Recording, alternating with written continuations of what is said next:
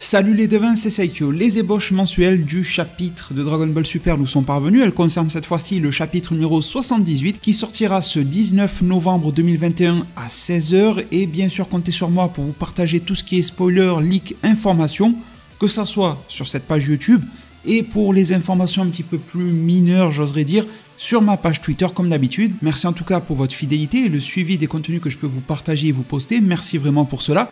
Et sans plus tarder, rentrons dans le vif du sujet du chapitre 78. Ça a été révélé sur le site officiel de Dragon Ball et ça nous a été traduit par les amis du site Dragon Ball Super-France.fr. D'ailleurs, il y a pas mal de dialogues à l'intérieur de ces pages ce mois-ci. Alors, je vous le dis direct, si vous avez vu ma vidéo dans laquelle je vous présentais la fameuse case, ou enfin quelques petites cases brouillons qui avaient fuité comme ça, on se demandait si elles faisaient partie du début ou de la fin du chapitre. Soyez rassurés, elles font partie du début du chapitre 78, ce qui est plutôt, même s'il y a quelques aspects négatifs, mais ça reste malgré tout une bonne nouvelle, étant donné que l'on n'aura pas un cliffhanger, une fin de chapitre, uniquement sur les hitters face à une action majeure de leur côté. Et justement, en parlant d'action majeure, le titre du chapitre sera « Le vœu de Gas ». Vous l'avez tous remarqué, ils ne disent pas le vœu des hitters, ils ne disent pas le vœu de Elec, ils disent bien le vœu de Gas, donc c'est extrêmement ciblé vis-à-vis de ce personnage-là. Comme habituellement, je vais vous afficher les images qui vont bien et également vous présenter le résumé que Frieza nous en a partagé. Le chapitre commence avec Maki du groupe des hitters qui reçoit un appel de Oil, lui disant que la situation est critique.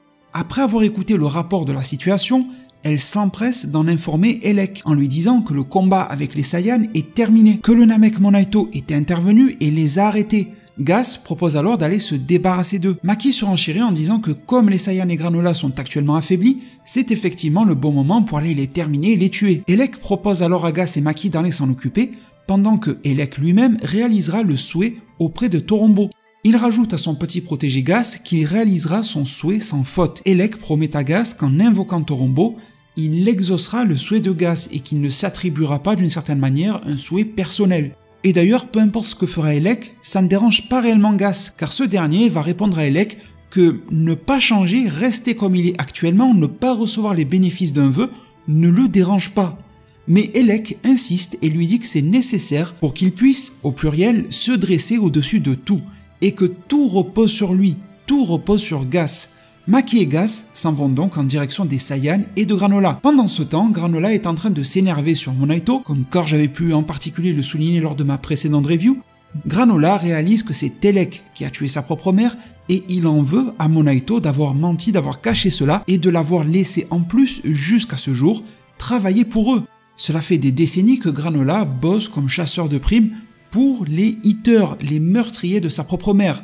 Monaito lui explique qu'il n'avait pas le choix, que c'était la seule solution pour qu'ils survivent tous les deux. Goku intervient alors pour les séparer en disant à Granola d'écouter ce que les gens ont à dire. Goku essaye en quelque sorte de temporiser la situation et de prendre du recul vis-à-vis des explications de chacun. Granola s'effondre de colère et de regret en repensant au fait que les hitters se sont servis de lui pendant des dizaines d'années. Vegeta, lui, est plus pragmatique et veut revenir au sujet, en particulier sur l'aspect flashback, le passé, et il demande à Monaito si Bardock, le père de Son Goku, a vaincu Gas. Le Namek répond que oui, Bardock est sorti vainqueur de ce combat. Vegeta demande alors si Gas était si faible que ça, étant donné que les Saiyans de l'époque n'avaient pas un niveau de folie, et en se rappelant que Bardock était en plus un Saiyan de classe inférieure. Monaito lui répond que non, Gas n'était pas si faible que ça, et selon Monaito, Gas était très fort. C'est alors que ces pages de teasing, ces premières ébauches de la part de Toyotarou pour le chapitre à venir, se clôturent avec le ciel qui s'assombrit. Elec vient d'invoquer le dragon Torombo. Nous revenons alors sur les cases que je vous avais présentées il y a quelques jours. Il n'y a rien de nouveau sur celles-ci. Les dialogues sont toujours les mêmes. On y voit que les Shugariens réagissent au fait que le ciel s'assombrit, que quelque chose d'étrange se produit. Et il y a un mini échange entre Elec et Torombo, mais il n'y a pas de vœu qui est formulé ni exaucé. Torombo fait simplement une phrase d'accueil en disant « tu m'as invoqué, formule ton vœu ». Et Elec fait part du fait qu'il est impressionné de se tenir face à une telle entité. Et ça s'arrête là. Le vœu est à venir dans le reste du chapitre. Donc mes très chers devins, j'aime plutôt bien la tournure qui nous est proposée pour le moment. On verra dans le chapitre complet ce que cela donnera pour avoir un avis construit et définitif. Ce que j'aime bien, c'est que les choses s'enveniment, c'est qu'un tournant va avoir lieu dans ce chapitre-là et dans cet arc Granola. D'un autre aspect, là où je suis un petit peu déçu, je vous en avais déjà fait part dans ma précédente vidéo, c'est que j'aurais aimé en avoir plus sur un aspect bien précis, c'est-à-dire le passé, que Monaito ait le temps d'en raconter un petit peu plus, que l'on voit et que l'on sache ce qui s'est passé concrètement entre Bardock et Gas, que l'on sache pourquoi pas ce qu'il est advenu de la dépouille de Muesli, la mère de Granola. Comment les Hitters sont-ils partis de cette planète à l'époque? Comment est-ce que Bardock a pu obtenir la victoire? Et vous étiez d'ailleurs nombreux le mois dernier, je n'ai pas encore pu traiter le thème sur ma chaîne en vidéo, à savoir de la théorie du Bardock qui aurait pu, dans un élan de colère, etc., déverrouiller le Super Saiyan, ou en tout cas une sorte de prémisse au Super Saiyan, un peu pourquoi pas comme le Gigi Super Saiyajin dans le film Face à Slug, ou quelque chose comme ça, qui lui aurait donné un énorme boost de puissance et qui lui aurait permis de surpasser Gas, car on n'arrête pas de jouer sur les mots autour de la puissance de Gas. On avait Elec dans un chapitre précédent qui nous disait qu'aujourd'hui, Gas aurait potentiellement la puissance de Freezer, et d'après mon interprétation, ma compréhension, Elec faisait référence à la puissance de Freezer première forme d'il y a 40 ans en arrière.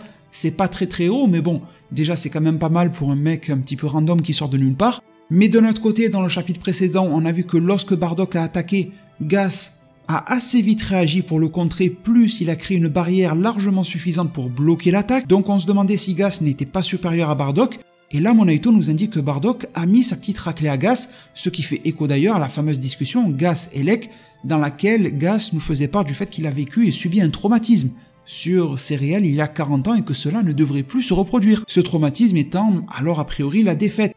Mais il reste à voir quel était le meilleur combattant des deux. Le cas de figure le plus simple sans prise de tête, j'ai envie de dire, c'est Bardock surpasser Gas et puis c'est tout. Ou alors, un cas un petit peu plus alambiqué, Gas était bien meilleur que Bardock, mais il y a eu un coup d'éclat de Super Saiyan ou je ne sais quoi. Un abonné m'a même dit, c'est peut-être à cause de cet événement qu'un soldat de Freezer ou Freezer lui-même, parce qu'on n'arrête pas de nous dire que Freezer dans le passé allait pas tarder à arriver sur Céréales, eh bien aurait aperçu ces lueurs du Super Saiyajin et surtout ses exploits au combat. Et alors le mythe et la légende seraient devenus encore beaucoup plus sérieux aux yeux de Freezer, ce qui le pousse quelques temps plus tard dans le film Broly à détruire le peuple, à les rassembler pour les détruire. Et lorsque Bardock revient sur la planète Vegeta dans le film Broly et qu'il discute avec Taro Elec de la notion de Super Saiyan et du fait que les Saiyans sont en train d'être rassemblés par rapport à cela et que d'un coup Bardock prend un visage assez sérieux en s'interrogeant vraiment un instant sur le Super Saiyan et d'un coup il tilte vis-à-vis de quelque chose, il comprend qu'il y a quelque chose qui se trame, peut-être que ce qui l'a aidé à comprendre ce qu'il se tramait, à comprendre que Freezer allait tous les exploser, c'est que lui-même Bardock venait de réaliser un exploit. Ça permettrait de faire du lien entre les anciennes écritures autour de Bardock, celles qui ne sont pas canon hors chronologie de Dragon Ball, dont notamment l'épisode of Bardock de Madame Nao Oishi, dans laquelle elle s'était permise d'attribuer le Super Saiyan de niveau 1 à Bardock, qui serait retransposé version Dragon Ball Super. Malgré tout, je reste vachement mitigé par rapport à cette théorie-là, je pense qu'au niveau symbolique, ça frapperait extrêmement fort, mais bon, je pense que ça remettrait pas mal de choses en question. Qu'adviendrait-il quid de Yamoshi qui est réellement, lui, le Super Saiyan de la légende? En fait, il y aurait deux Saiyans de légende en quelque sorte. Il y aurait Yamoshi, qui est celui qui a lancé le mythe, et depuis des centaines d'années, celui-ci est murmuré par-ci par-là. On en parlait souvent, mais on ne le voyait jamais. Et Bardock aurait pu avoir accès à cette même transformation, ne serait-ce que pendant quelques secondes ou minutes, d'une manière très primitive, et ne serait pas en soi le vrai premier Super Saiyan de la légende, mais serait celui qui l'a rendue extrêmement dangereuse aux yeux de Freezer, concrète, réelle et contemporaine. Mais si je suis mitigé à ce point, c'est parce que je trouve, en tout cas je crains que cela rende un petit peu caduque les événements de l'arc Namek. Il y a quand même eu Goku, qui a la même tronche que Bardock, qui s'est ramené face à Freezer. C'est vrai que ça a créé une petite discussion d'ailleurs entre Freezer et Goku par rapport à Bardock, mais au moment où il passe Super Saiyan, si c'était le cas, Freezer aurait quand même réagi, en disant mais tel père tel fils, en quelque sorte. Donc sujet intéressant à surveiller, même si j'y crois pas des masses. En tout cas, j'espère que l'on aura des justifications à tout ça, ce qu'est devenu la planète céréalienne après, comment les Shugariens ont pu être ramenés même si on le sait plus ou moins bien. Est-ce qu'il y a eu d'autres survivants céréaliens ou pas, même si on essaie de nous prétendre que non, et que Granola et Muesli sont les derniers. Bon, on a vu ce que ça donnait avec les Saiyans, ils étaient censés être les derniers, et maintenant on en a un chaque année qui pop. J'aime bien pour le moment la réaction de Goku, qui intervient alors pour séparer Granola et Monaito, Vegeta qui est plutôt, comme je dis, pragmatique et qui demande un petit peu comme moi en fait avoir des informations, toujours ce Vegeta enquêteur comme on l'a depuis cet arc Granola, et ce sont des rôles qui conviennent bien aux deux personnages, je trouve, la médiation et l'enquête en quelque sorte pour faire avancer les choses. Monaito, franchement j'aimais bien le personnage, mais là il est un petit peu en train de me décevoir, j'ai l'impression que Gowasu, Monaito c'est un petit peu le même combat, ils rivalisent tous les deux dans la bêtise et la débilité, mais bon c'est pas grave, il faut bien qu'il y ait des personnages qui fassent des erreurs dans un scénario pour que ce dernier puisse s'envenimer et avancer. Et reste forcément la question du vœu des haters, et c'est aussi pour ça que j'ai un petit peu peur, même si j'apprécie la tournure actuelle, mais il y a quand même des trucs qui me font un petit peu peur. J'ai un petit peu peur de ce vœu. Parce que je pense qu'il y a pas mal de choses à faire avec ce vœu-là. On pourrait demander vraiment beaucoup de choses qui viendraient remanier totalement l'histoire de Dragon Ball Super aujourd'hui. Mais à la vue de ce qui est exposé au début, en nous disant que Elec veut centrer le vœu sur Gas, on sait que Gas est un combattant par nature, qu'il est le plus fort du groupe, qu'il va falloir alors le changer. On a Gas qui dit qu'il peut rester ainsi et ça lui suffirait, donc je pense que Gas fait bien sûr mention à sa puissance et à ses capacités de combat qui sont, à son sens, suffisantes aujourd'hui. Mais Elec ne veut pas et veut à tout prix que le vœu soit attribué à Gas. Ça me fait un peu penser à un vœu d'augmentation de puissance quoi. Alors j'espère qu'il y aura plus d'astuces, j'espère qu'il y aura quelque chose.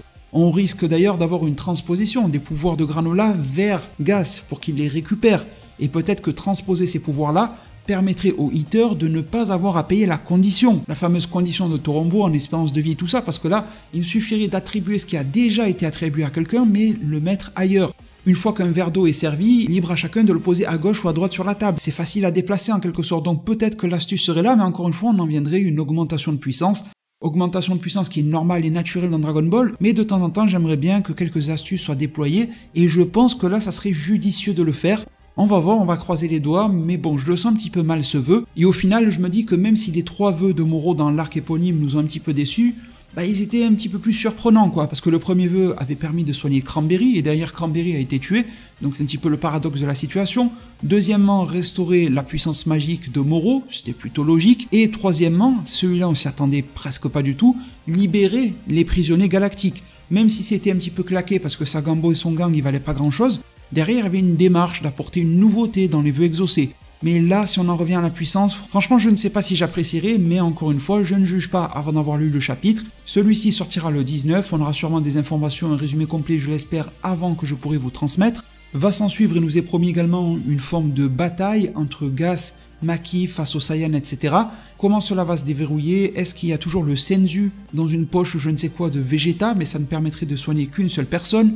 Est-ce que Monaito aurait suffisamment d'énergie aujourd'hui pour soigner un des 3, Granola, Goku, Vegeta, mais déjà à l'époque, soigner Bardock, ça semble être beaucoup pour lui. Est-ce que les alliés vont devoir battre en retraite? Parce que la menace Maki et Oil va être gérable, je pense que même Goku et Vegeta et Granola affaiblis pour le moment, je disais Maki et Oil, désolé, peuvent se faire Gas et Maki, mais si un vœu est exaucé et que Gas devient encore plus imbattable que Granola, là je pense qu'il va falloir prendre la poudre d'escampette et ça risque de se passer pourquoi pas par une forme de téléportation, voir ce petit groupe Monaito, Granola et tout le reste débarquer sur la planète Terre, pourquoi pas, et donner lieu et suite à de nouvelles interactions, avec Granola qui rencontrerait, ça serait drôle, oui c'est Beerus un jour, à avoir les haters qui vont se diriger droit vers la Terre, qui vont peut-être aussi aller attaquer Freezer, ça serait bien d'avoir une bataille alternative. C'est quelque chose que je demande depuis fort longtemps dans Dragon Ball, quelque chose, comme je le dis souvent, qui se fait beaucoup dans les comics, en particulier chez DC, d'avoir des combats qui ne mettent pas forcément en scène que la Z-Team, et d'avoir d'autres choses qui sont tout aussi intéressantes qui se déroulent, comme notamment une bataille Freezer-Eater. Ce ne sont pas les personnages principaux de l'œuvre, mais cela aurait franchement le don d'attirer mon attention. Vous me direz dans un commentaire ce que vous pensez de ces informations, de mes réactions, du partage de théories de certains de mes abonnés que je vous ai fait aujourd'hui, de mes propres petites théories à chaud. N'hésitez pas à me dire ce que vous pensez de tout cela, à liker et à disliker tant qu'il en est encore temps si vous avez vu ma vidéo d'hier, à vous abonner et activer la cloche des notifications pour ne plus se rater sur YouTube. Merci infiniment pour tout, prenez tous extrêmement bien soin de votre futur, et à plus pour de prochains arts divinatoires.